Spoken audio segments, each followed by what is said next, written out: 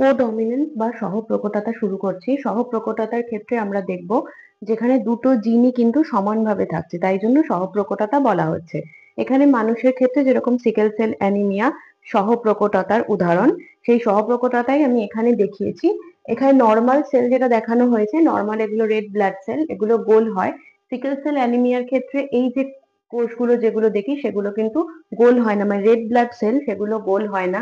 সিকেলের মতো দেখতে হয় বলেই বা কাস্তের মতো দেখতে হয় বলেই তাকে সিকেল সেল অ্যানিমিয়া বলা হয়, এবং সিকেল সেল অ্যানিমিয়া কিন্তু আমাদের পপুলেশনে যথেষ্ট দেখতে পাওয়া যায়। এইবার এখানে নর্মাল আমি এন এন লিখেছি নর্মাল সেল, আর এখানে এস এস দিয়ে আমি সিকেল সেল বুঝিয়েছি। যখন নর্মাল সেল থাকছে তখন আরবিসি থাকছে গোল, যখন সিকেলের মতো শেপ হচ্ছে তখন তাকে আমি বলছি সিকেল সেল। এবার যেটা ক্যারিয়ার, যার মধ্যে এনও আছে এবং এসও আছে, তো সেই ক্ষেত্রে কি হচ্ছে, কিছু সেল যেগুলো গোল হচ্ছে আর কিছু সেল সিকেল শেপ হচ্ছে। এবার এখানে একটা চেকার বোর্ড করে দেখিয়েছি, দেখো এনএস এই একটা, যেখানে ক্যারিয়ার থাকছে তার সাথে তুমি যদি একজন সিকেল সেলে বিবাহ সম্পন্ন হয় এবং এটি পুরুষ এবং ইনি মহিলা, তাহলে আমরা এরকম একটা চেকার বোর্ড দেখতে পাবো, যেখানে আমরা নর্মাল ইন্ডিভিজুয়াল কিন্তু সে সিকেল সেল অ্যানিমিয়ার ক্যারিয়ার হিসাবে থাকছে, এবং দুটো এরকম সেম পাচ্ছি আমরা 1 and 2, আর তারপরে এখানে পাচ্ছি হচ্ছে দুটো এস।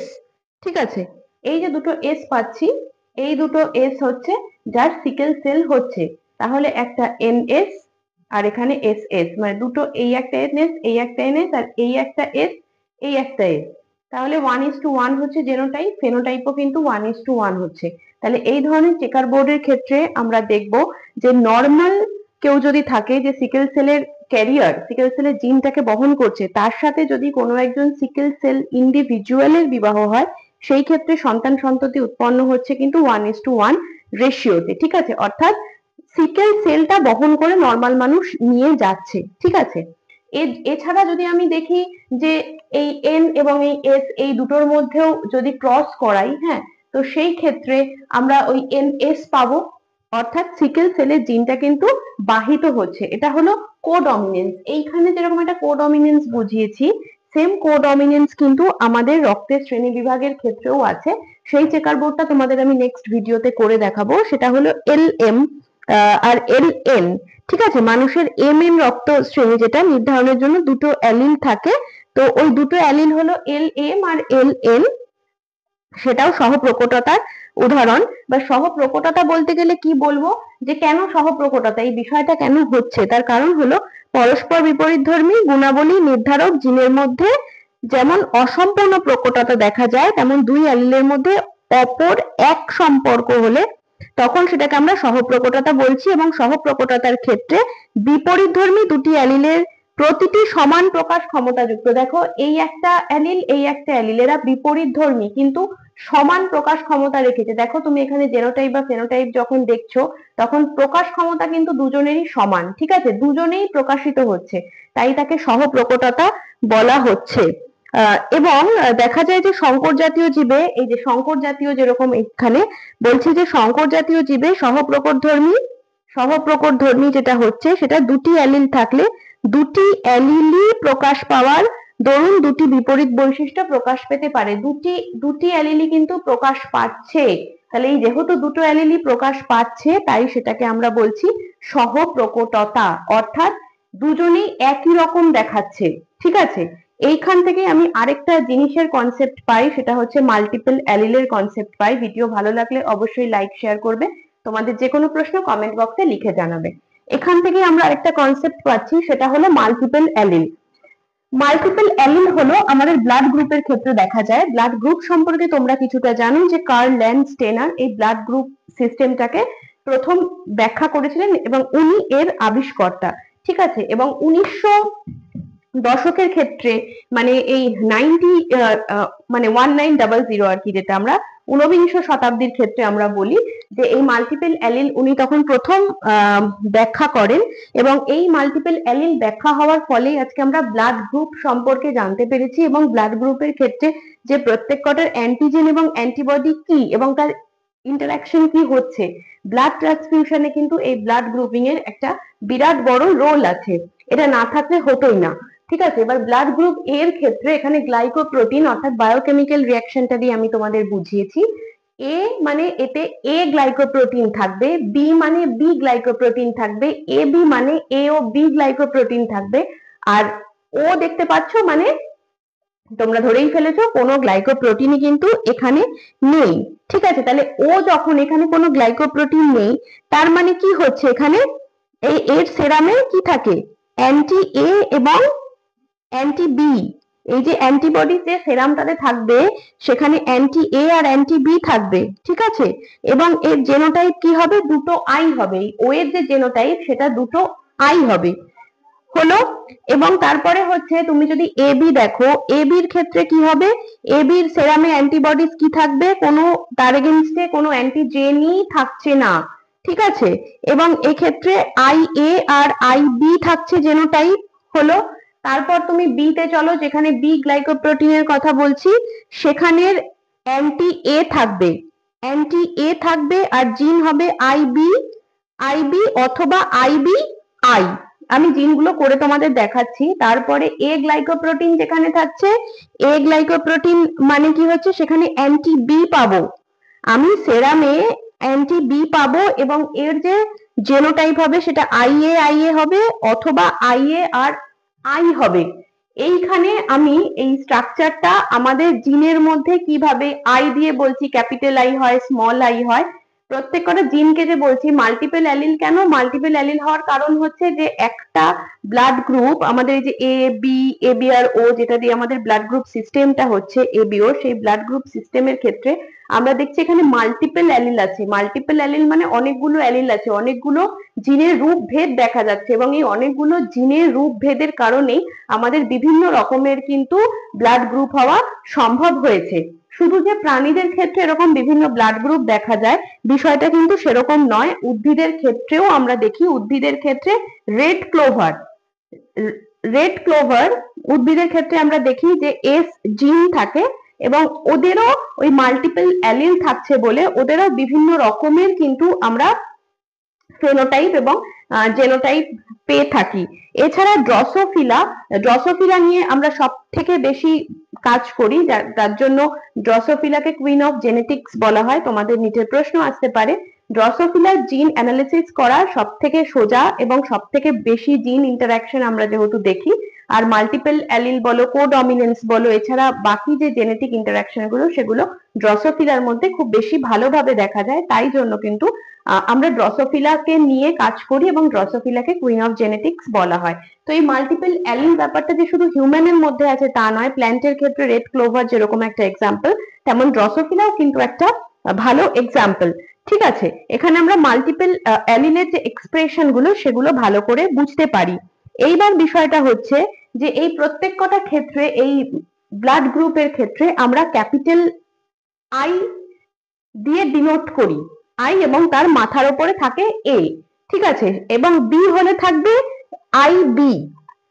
কিভাবে হয় সেই জিনিসটা দেখে নাও তোমরা। আই এ, বি হলে আই বি, এরকম ভাবে আমরা জিনিসটাকে লিখি। আমি আলাদা করে দেখিয়ে দিলাম তোমাদের, এইভাবে বুঝতে পারি। যদি সেটা এই যে ব্লাড গ্রুপিং গুলো হচ্ছে এর ক্ষেত্রে তাহলে কি হবে, আই এ হবে, আই বি হবে। তোমরা বুঝতে পারছো, এই যে আমি দুটো ব্লাড গ্রুপ করে এখানে দেখালাম। তাহলে এ বির ক্ষেত্রে কি হবে, এ বির ক্ষেত্রে হবে আই এ আই বি, এই যে এই দুটো থাকছে, বোঝা গেল? আচ্ছা, এবার তোমাদের মনে হবে যে এখানে আমি কি করেছি। এইটা হলো এই যে স্ট্রাকচারটা, এই স্ট্রাকচারাল মডিফিকেশনটার উপরই ডিপেন্ড করে যে আমাদের ব্লাড গ্রুপ সিস্টেমটা কি হবে বা কেমন হতে চলেছে। সেটাকে আমি ছবি দেখিয়ে সংক্ষেপে বলছি, পয়েন্ট গুলোকে মাথায় রাখবে, তাহলে কোয়েশ্চেনের আনসার করতে তোমাদের সুবিধে হবে। এখানে ব্লাড গ্রুপের ক্ষেত্রে এই যে I A R I B এই দুটোই কিন্তু কোডিং সিস্টেম। আমাদের কোডিং ডিকোডিং ব্যাপারটা কিছুটা তোমরা জানো, আবার জানো না অনেকে। তবে এই কোড করা কিভাবে হয় আমি পরের ভিডিওতে দেখিয়ে দেব। I A R I B, I A I B হচ্ছে এই দুটো অ্যালিল, ঠিক আছে, মানে জিনের রূপভেদ। তাহলে এগুলোর কোডিং হবে, কোডিং হলে কি হবে, গ্লাইকোসাইড ট্রান্সফারেজ এনজাইম, এরা কাকে কোড করে, I A R I B code করে গ্লাইকোসাইল এনজাইমকে কোড করে। হলো, এই গ্লাইকোসাইল ট্রান্সফারেজ এনজাইমের যখন মডিফিকেশন হচ্ছে তখন তার টার্মিনাল সুগার মানে একদম শেষের দিকে যে সুগার থাকে সেখানে কি হবে, একটা মিউকোপলিস্যাকারাইড আমরা দেখতে পাবো। এই এইচ স্ট্রাকচার, এই শেষের দিকে যে এইচ স্ট্রাকচার যে আমরা দেখতে পাচ্ছি, একটা এইচ স্ট্রাকচার থাকছে, এইখানে আমরা একটা টার্মিনাল সুগারের মডিফিকেশন দেখতে পাচ্ছি এবং মডিফিকেশনে আমরা দেখতে পাই মিউকোপলিস্যাকারাইড। ঠিক আছে, এবার এই যে এই স্ট্রাকচারটা কোথায় পাওয়া যায়, রেড ব্লাড সেলের সারফেসে পাওয়া যায়। আমি একটু বলে দিই, আগের ছবিটা দেখে তোমাদের বুঝতে সুবিধা হবে। এই যে গোল তোমরা রেড ব্লাড সেল গুলো দেখছো, এইখানে এইরকম সারফেস এরিয়াতে কিন্তু আমরা এইচ স্ট্রাকচার বা এরকম সারফেস এরিয়াতে এইচ স্ট্রাকচার দেখতে পাই। সিকেল সেল অ্যানিমিয়ার ক্ষেত্রে কিন্তু এই জায়গাগুলোতে ওই এইচ স্ট্রাকচারটা কোনোভাবেই দেখা যায় না। ঠিক আছে, এবার ফিরে এসো, যেটা বলছিলাম, তাহলে আমাদের কি হচ্ছে, এইচ স্ট্রাকচারের মডিফিকেশন হচ্ছে। এবার যখনই এই স্ট্রাকচারের মডিফিকেশন হলো তাহলে কি হবে, এখানে অ্যান্টিজেন থাকছে এবং হেটারোজাইগোট যখন আমরা দেখছি, অ্যান্টিজেন দেখছি এবং কোডমিনেন্ট হচ্ছে, এই জায়গাটা কোডমিনেন্ট হচ্ছে। কেন? কারণ এখানে অ্যান্টিজেন প্রেজেন্ট থাকছে, অ্যান্টিজেনের মডিফিকেশন হচ্ছে হেটারোজাইগোটের ক্ষেত্রে। ঠিক আছে, হেটারোজাইগোট কথাটা মনে রাখবে। এর অর্থ কি, হেটারোজাইগোটের ক্ষেত্রে এই অ্যান্টিজেনের কোডমিনেন্সি আসছে, মানে এখানে যে এনজাইম রয়েছে সেটা এই স্ট্রাকচারে, এখানে যে এনজাইমের কথা বললাম আমি, গ্লাইকোসাইল ট্রান্সফারেজ এনজাইম, সেই এনজাইম এই স্ট্রাকচারে আসবে এবং এই স্ট্রাকচারে এসে এই জায়গাটাকে মডিফাই করে দেবে, মানে মডিফিকেশন এখানে হয়ে যাচ্ছে। এবং একবার যে মডিফিকেশন হয়ে গেল, অন্য কোনো এনজাইমকে এখানে এসে বসতে দেবে না। তাহলে বুঝতেই পারছো যে এই মডিফিকেশনটা কিন্তু আমাদের ব্লাড গ্রুপিং এর ক্ষেত্রে কতটা ইম্পর্টেন্ট। হ্যাঁ, একবার মডিফিকেশন হয়ে গেলে আর মডিফিকেশন এখানে হবে না।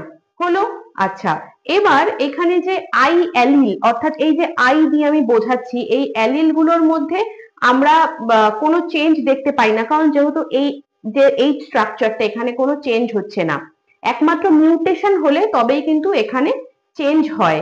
এবং আই অ্যালিলের যখন ফেনোটাইপটা রিসেসিভ থাকে, এই আমরা দেখতে পাই ও ব্লাড গ্রুপের ক্ষেত্রে আমরা এই রিসেসিভ ব্যাপারটা দেখতে পাই।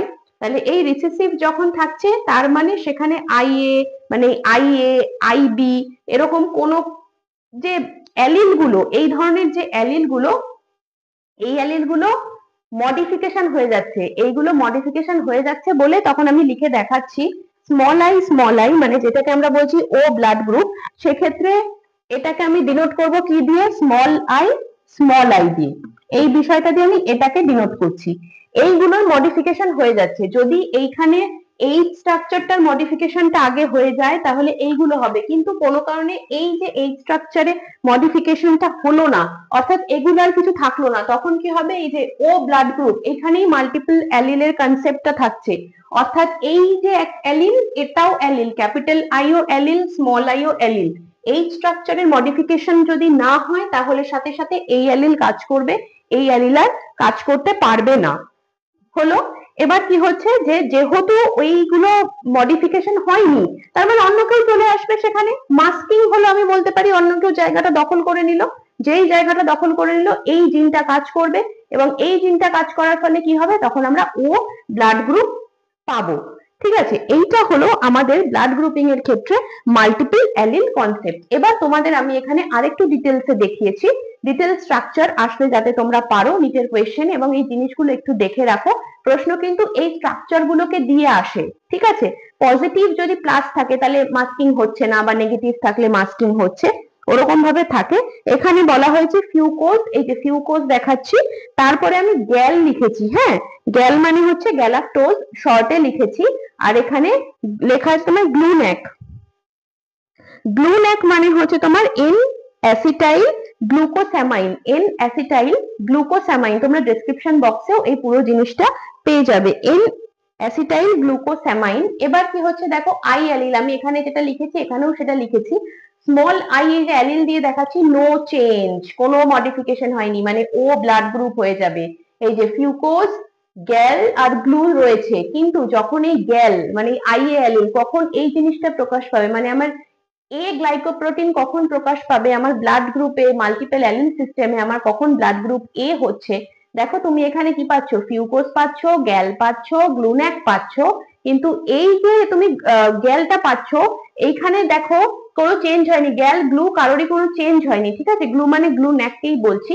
এখানে ফিউকোজ গ্যাল গ্লুন্যাক থাকলে গ্যাল থেকে কি হচ্ছে, এই যে গ্যালটা থেকে এখানে গ্ল্যানাক কে আমি পেয়ে যাচ্ছি। গ্ল্যানাক মানে হলো N acetyl galactosamine, N acetyl galactosamine. Same দেখো তুমি যদি আইবির ক্ষেত্রেও দেখো তাহলে কি হচ্ছে, এই যে গ্লুন্যাক যে জায়গাটা থাকছে, এই গ্লুন্যাক থেকে কি হবে, ফিউকোজ, তারপর গ্যাল, তারপর গ্লুন্যাক, কিন্তু এই গ্যাল যে জায়গাটা সে কি হচ্ছে, যে পাল্টে যাচ্ছে, দেখো গ্যালন্যাক তৈরি হচ্ছে, অর্থাৎ আই এ বা আই বি যাই হোক না কেন সেখানে গ্যাল থেকে আমার কিন্তু তৈরি করতে হবে, ঠিক আছে। গ্যালনিক থেকে এই প্রোডাক্টটা যদি তৈরি না হয়, এন অ্যাসিটাইল গ্যালাক্টোস্যামাইন যদি তৈরি না হয়, তাহলে কিন্তু আমার এই এ এবং বি, এই যে ব্লাড গ্রুপিং সিস্টেম গুলো, এগুলো কোনোভাবেই কিন্তু আমরা পেতে পারবো না, ঠিক আছে। তাহলে এই যে ফাংশন মানে আইএ এবং আইবি, আইএ আর আইবির যে ফাংশনটা আমি দেখছি, এর জন্য কি থাকছে, অ্যালিন থাকছে, এবং এই স্মল আই কি করছে, ওর জন্য ব্লাড গ্রুপের জন্য দায়ী থাকছে, তাহলে এটা হলো এবি ও জিন, এ বি, আর এই যে ও এর জন্য এবি ও জিন বলছি।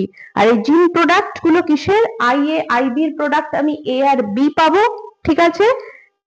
আর তার যখন এটা কেন হচ্ছে, কারণ টার্মিনাল সুগারের ওখানে মিউকোপলিস্যাকারাইড মানে যেটা এইচ স্ট্রাকচার সেটা চেঞ্জ হচ্ছে, আর এইচ স্ট্রাকচার কোথায় থাকছে, রেড ব্লাড সেলের ওপর থাকছে। আর যে কখন এই যে I A R I B এই দুটো যে অ্যালিন থাকছে, তাদের এনজাইম কি হচ্ছে, alpha 3N acetyl D, acetyl D, ভালো করে শুনে নাও, একটু বড় আছে, নামটা মনে রাখবে, সেটা হলো alpha 3N acetyl D galactosamine, transferase and alpha 3D, মানে আমি আরেকটা বলছি, গ্যালাক্টো সিন ট্রান্সফারেজ, এই দুটো এনজাইম কিন্তু এইখানে থাকছে। হ্যাঁ, আমি ডেসক্রিপশনে পুরো জিনিসটা দিয়ে দিচ্ছি, নামগুলো একটু কঠিন, কিন্তু এই বিষয়টাকে বুঝে পড়লে যতটা পর্যন্ত এখান থেকে প্রশ্ন আসে আমি ডেসক্রিপশন বক্সে পুরোটাই তোমাদের দিয়ে দিচ্ছি। এই বিষয়টাকে একটু মাথায় ঢুকিয়ে নিলে তোমাদের এবিও ব্লাড গ্রুপ আর কোনোদিনই ভুল হবে না। দেখা হচ্ছে পরের ভিডিওতে।